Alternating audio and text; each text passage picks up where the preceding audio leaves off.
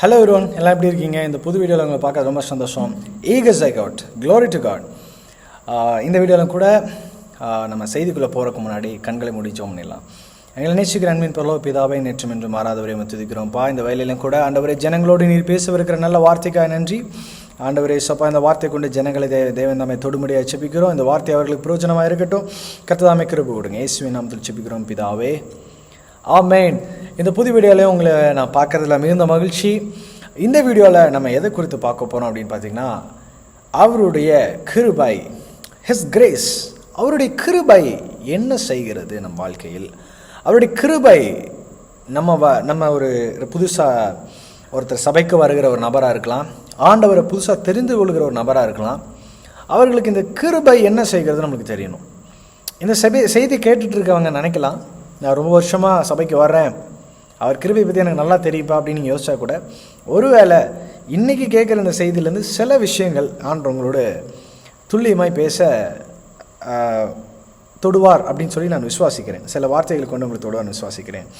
முதலாவதாக, இந்த கிருபை என்ன செய்கிறது? இந்த கிருபை அப்படின்னா என்ன பண்ணுது அப்படின்னு சொல்லி பார்க்கலாம். எபேசியர் 2ஆம் அதிகாரம் 8ஆம் வசனம் இப்படியா சொல்லுகிறது, கிருபையினாலே விசுவாசத்தை கொண்டு ரட்சிக்கப்பட்டீர்கள், இது உங்களால் உண்டானதல்ல, இது தேவனுடைய ஈவு.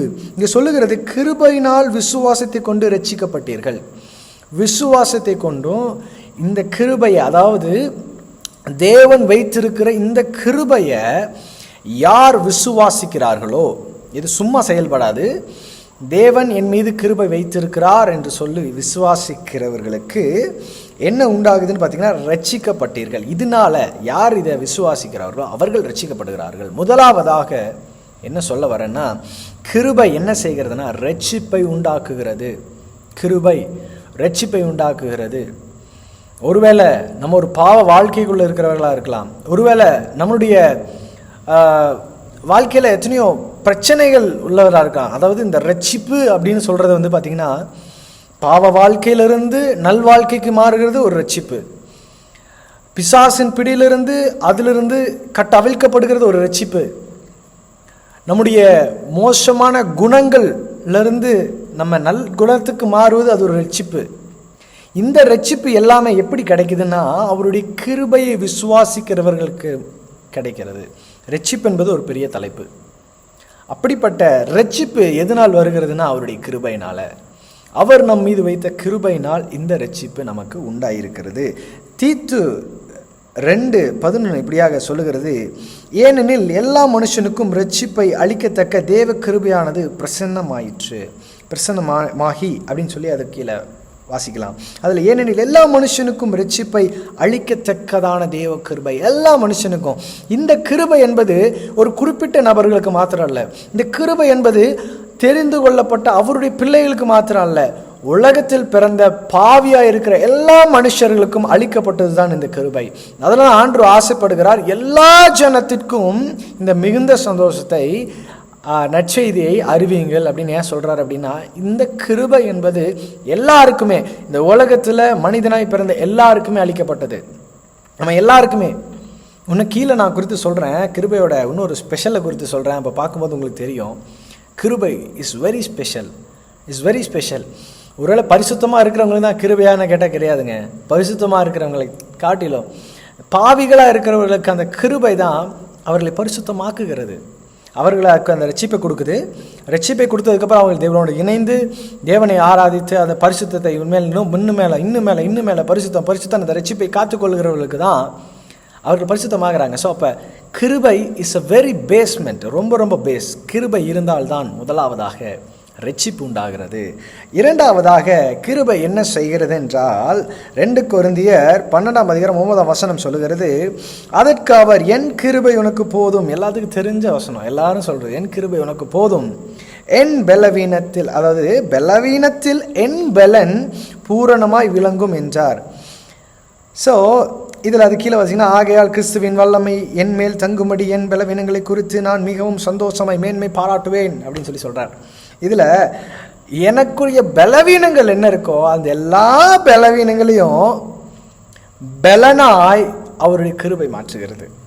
கிருபை நம்மை பலனுள்ளவர்களாய் மாற்ற செய்கிறது. ஒருவேளை நீங்கள் நினைக்கலாம், ஒரு பெரிய ஒரு கூட்டத்துக்குள்ளே நீங்கள் போகும்போது நான் ரொம்ப பலகீனமானவன், I am a weak person நீங்கள் நினைக்கலாம். ஒருவேளை உங்களுக்கு ஒரு வியாதி இருக்கனால நீங்கள் வீக் பர்சன் நினைக்கலாம். ஒருவேளை நல்லா பேச தெரியாதனால நீங்கள் ஒரு வீக் பர்சனாக தெரியலாம். ஒருவேளை நல்லா படிக்காததுனால நீங்கள் ஒருவேளை வீக் பர்சனாக தெரியலாம். ஆனால் இன்னைக்கு ஆண்டவர் சொல்லுகிறார், கிருபை உங்களோடு இருக்கும்போது நீங்கள் பலவீனன் அல்ல, நீங்கள் ஒரு பலவான். நீங்கள் ஒரு எந்த இடத்துல நீங்கள் பலவீனன் என்று ஃபீல் பண்ணுறீங்களோ அந்த இடத்துல தேவன் உங்களை பலவானாக மாற்றுக வல்லவராக இருக்கிறார். அதனால் அவருடைய கிருபை உங்களை பலவானாக மாற்றுகிறது.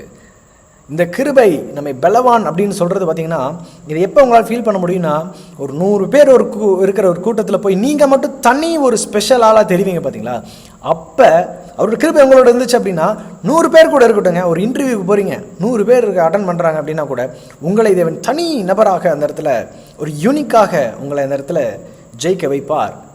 தனி நபராக நீங்கள் அந்த இடத்துல ஒரு பெரிய ஒரு ஷைன் பண்ணுவீங்க. இது கர்த்தருடைய கிருபை செய்கிற செயல். அப்போ ரெண்டாவதாக என்ன செய்கிறது? கர்த்தருடைய தேவனுடைய கிருபை நம்மை பலனுள்ளவனாக மாற்றுகிறது. இட்ஸ் கிவிங் அஸ் ஸ்ட்ரென்த் அப்படின்னு சொல்லி பார்க்குறோம். மூன்றாவதாக கிருபை என்ன செய்கிறது என்றால் எடுத்து வாசிக்கலாம். ரோமர் 3:24 இலவசமாய் அவருடைய கிருபையினாலே கிறிஸ்து இயேசுவில் உள்ள மீட்பை கொண்டு நீதிமான்களாக்கப்பட்டிருக்கிறீர்கள். இங்கே சொல்லுது, இலவசமாய் அவருடைய கிருபையினாலே கிறிஸ்து இயேசுவுக்குள். நம்ம இந்த கிருபையை நம்ம எதுவுமே பண்ணி சம்பாதிக்கலைங்க. இந்த கிருபை நமக்காக அளிக்கப்பட்டு இருக்கிறது. இந்த கிருபை நமக்காக இலவசமாய் கொடுக்கப்பட்டு இருக்கிறது. இந்த வீடியோ பார்த்துட்டு இருக்க நீங்க, இந்த கிருபை எனக்கு இருக்கா, இந்த கிருபை எனக்கும் ஆண்டவர் கொடுத்திருக்காரா அப்படின்னு சொல்லி ஒரு சந்தேகத்தில் இருந்தீங்கன்னா, இந்த வேலையில் நான் உங்களுக்கு சொல்லுகிறேன், கண்டிப்பாய் இந்த வீடியோ பார்த்துட்டு இருக்க எல்லாத்துக்குள்ளையும் தேவன் இந்த கிருபையை கொடுத்திருக்கிறார். இந்த கிருபை உங்களை என்னவா மாற்றுது தெரியுமா? இந்த கிருபை இருக்கு நீங்க விசுவாசிச்சா போதும். இந்த கிருபை எப்படி கிடைக்கும்னா, நீங்க விசுவாசித்தால் உண்மையிலுமே எனக்கு எம்மையில தேவன் கிருபை வைத்திருக்கிறார் அப்படின்னு நீங்க விசுவாசிச்சீங்கன்னா இதை நீங்கள் பெற்றுக்கொள்வீர்கள். இதை நீங்க பெற்றுக்கொள்ளும் போது என்ன நடக்குன்னா, இந்த கிருபையை பெற்றுக்கொண்ட அனைவரும் நீதிமான்களாக்கப்பட்டிருக்கிறீர்கள். கிறிஸ்து இயேசுவில் உள்ள மீட்பை கொண்டு. என்ன மீட்புங்க? பாவ மன்னிப்பிலிருந்து வருகிற மீட்பை கொண்டு தேவன் நம்மை நீதிமான்களாக்குகிறார். அதான் விசுவாசம். ஸோ இந்த விசுவாசம் இருந்தால் உங்களுக்கு போதும். ஆண்டவர் என்னை மீட்டு இருக்கிறாருப்பா, ஆண்டவர் என்ன பாவத்திலிருந்து மீட்டு இருக்கிறாருப்பா, அவருடைய ரத்தத்தினால கழுவப்பட்டிருக்கேன், இயேசு கிறிஸ்துவின் ரத்தத்தினால நான் கழுவப்பட்டிருக்கிறேன்னு நீங்கள் விசுவாசிச்சிங்கன்னா போதும், நீங்கள் நீதிமான். இந்த கிருபை உங்களை நீதிமானாய் மாற்றுகிறது. கிருபை நீதிமானாய் மாற்றுகிறது. கீழே தீத்து 3:6 வாசிங்கன்னா, தமது கிருபையினாலே நாம் நீதிமான்களாக்கப்பட்டு நித்திய ஜீவன் உண்டாகும் என்கிற நம்பிக்கையின்படி சுதந்திரமாகத்தக்கதாக அவர் நமது இரட்சகராகிய கிறிஸ்து இயேசுவின் மூலமாய் அந்த பரிசுத்த ஆவியை நம்மேல் சம்பூர்ணமாய் பொழிந்தருளினார். பரிசுத்த ஆவியை கொண்டு இப்போ என் பாவம் மன்னிக்கப்பட்டுச்சுங்க. நான் பாவியாக இருந்தேன், இயேசு கிறிஸ்துவை கொண்டு என்னுடைய பாவம் தெளிந்த ரட்சிப்பு உண்டாகிறது. அந்த ரட்சிப்பினால் நான் நீதிமானாக்கப்பட்டுட்டேன். இப்போது பரிசுத்த ஆவியை நம்ம மேலே பொருந்தருளி இந்த ரட்சிப்பை காத்து கொண்டு நம்ம நீதிமானாகவே கடைசி வரைக்கும் கரை சேர்க்கிறதுக்காக பரிசுத்த ஆவியான நம்ம மேல் பொருந்தேறி இருக்கிறார். அப்போ இந்த கிருபை என்ன செய்கிறதுனா, அந்த பெற்றுக்கொண்ட அந்த நீதிமான்றது ஒரு பட்டன் வச்சுங்களேன், ஒரு சர்டிஃபிகேட். நீங்கள் பரலோகத்துக்குள்ளே என்றார் ஒரு சர்டிஃபிகேட். அந்த சர்டிஃபிகேட் யாருக்கு கொடுக்கப்படும்? நம்ம பார்த்தது போல் பாவ மன்னிப்பு உண்டானவர்களுக்கும் இயேசுதான் உண்மையான தேவன் அறிந்து கொண்டவர்களுக்கு மாத்திரம்தான் கொடுக்கப்படும் இந்த நீதிமான் அப்படின்ற பட்டம். த ரைச்சஸ் மேன் அப்படின்னு சொல்லி ஒரு வீடியோ நான் உங்களுக்காக பேசியிருக்கிறேன். தேவனுடைய வார்த்தை இருக்கிறத நீங்கள் கேட்கலாம் என்னுடைய சேனலில். ஸோ இந்த பரிசுத்த ஆவி நம்ம பொருந்த அருளினதுனால நாம் என்ன ஆக்கப்பட்டிருக்கிறோம்? நீதிமான்கள் ஆக்கப்பட்டிருக்கிறோம். அதனால் மூன்றாவதாக இது என்ன சொல்ல வரேன்னா, அவருடைய கிருபை நம்மளை நீதிமான் நாக்கி இருக்கிறது. ஸோ இது எவ்வளோ பெரிய ஒரு சந்தோஷம் பாருங்கள். ஸோ நாலாவதாக ரோமர் 6:14 அப்படி சொல்லுகிறது, நீங்கள் நியாயப்பிரமாணத்திற்கு கீழ்ப்பட்டிராமல் கிருபைக்கு கீழ்ப்பட்டு இருக்கிறபடியால் பாவம் உங்களை மேற்கொள்ள மாட்டாதே. இது ரொம்ப ரொம்ப முக்கியமானதுங்க. பழைய ஏற்பாட்டில் நம்மளுக்கு ஆண்டவர் நிறைய கற்பனைகளையும் கட்டளைகளையும் இஸ்ரவேல் ஜனங்களுக்கு கொடுத்திருந்தார். அவங்க பயத்தினாலையும் நடுக்கத்தினாலும் நியாய பிரமாணத்துக்காக பயந்துருந்தாங்க. அதனால சில நேரம் அந்த பயம் கம்மியான உடனே என்ன பண்ணுறாங்கன்னா, ஆண்டவருக்கு விரோதமாக பாவம் பண்ணுறாங்க. ஆனால் நாம் அந்த நியாய பிரமாணத்துக்குட்பட்டவர்களாக இராமல் தேவனுடைய கிருபையினால் அவர் நமக்கு அடிக்கப்பட்டிருக்கிறார்.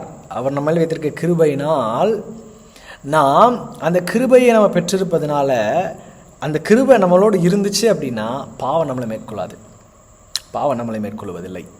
ஏனெனில் அவர் நம்மீது வைத்த கிருபை பெரியது. பாவத்தை காட்டிலும் தேவன் நம்மீது வைத்த கிருபை பெரியது. ஸோ அவருடைய கிருபை நம்மோடு இருக்கும் பொழுது பாவம் நம்மை மேற்கொள்வதில்லை. பாவம் நம்மை மேற்கொள்வதில்லை. கிருபை நம்ம இருக்க வேண்டும். நம்மகிட்ட ஆண்டவர்கிட்ட கேட்கணும், நான் பாவத்தில் இருக்கேன் அப்படின்னா ஆண்டவர்கிட்ட கேட்கணும், ஏசப்பா உங்கள் கிருபை என் மீது ஊற்றுங்க, ஆண்டவரே உங்களுடைய கிருபை இன்னும் அதிகமாக என் மீது ஊற்றுங்க. நம்ம கேட்கும்போது தேவன் நம் மீது இருக்கிற அந்த பாவத்தை அகற்ற தேவன் வல்லவராக இருக்கிறார். பாவம் நம்மளை விட்டு எப்படி போச்சுன்னே தெரியாதுங்க, அப்படி போயிடும். பிகாஸ் அவருடைய கிருபை வல்லமை உள்ளது. அதில் இன்னொரு வசனம் ரோமர் 5:20 இப்படியாக சொல்லுகிறது, மேலும் மீறுதல் பெருகும்படிக்கு நியாயப்பிரமாணம் வந்தது, அப்படி இருந்தும் பாவம் பெருகின இடத்தில் கிருபை அதிகமாய் பெருகிற்று. எங்கே பாவம் இருந்துச்சோ அங்கே நியாயப்பிரமாணத்தை ஆண்டு கொண்டு வரார். பாவத்தை முதல்ல ஆண்டு படைக்கும் போது நியாயப்பிரமாணத்தை கொண்டு வரல. அப்போது நோவாக்கு அப்புறம் பின்னாடி வந்து பார்த்திங்கன்னா ஜனங்கள் ரொம்ப பாவத்தில் இருக்கும்போது ஆண்டு என்ன பண்ணுகிறார், தனக்கென்ன ஒரு ஜனத்தை தெரிந்து கொண்டு அவங்கள அதிலிருந்து வேறு பிரித்து அவர்களுக்கு தன்னுடைய நியாயப்பிரமாணங்களை கொடுத்து அதை கற்பனையாக கை கொள்ள வச்சு அதில் யார் பரிசுத்தம் ஆடுறாங்கன்னு பார்த்தார். அதுக்கப்புறம் அவர்களும் வழி விலகி கெட்டு போனதுக்கப்புறம் தன்னுடைய சொந்த குமாரனை அனுப்பி அவர்களை இந்த பாவத்திலிருந்து விடுதலையாக்கி என்ன பண்ணுறார், எவ்வளோக்கு எவ்வளோ பாவம் பெருகினதோ என்ன பண்ணிட்டார் தெரியுமா, இப்போ நம்மை அந்த பாவத்திலிருந்து காப்பாற்றுவதற்காக எவ்வளோக்கு எவ்வளோ பாவம் அதிகமாச்சோ அவ்வளோக்கு எவ்வளோ கிருபை அதிகமாக்கிட்டார். கிருபை எங்கெல்லாம் பாவம் பெருகி கொண்டே இருக்குது அங்கே கிருபை பெருகுகிறது. நீங்கள் ரொம்ப பாவத்தில் இருக்கீங்க அப்படின்னு நினச்சிங்கன்னா உங்கள் மேல் தேவன் வைத்திருக்க கிருபை அந்த பாவத்தை விட மேல் என்பதை நீங்கள் அதை நினச்சி சந்தோஷப்படணும். பாவத்தை விட தேவன் நம்ம மீது வைத்த கிருபை பெரியது.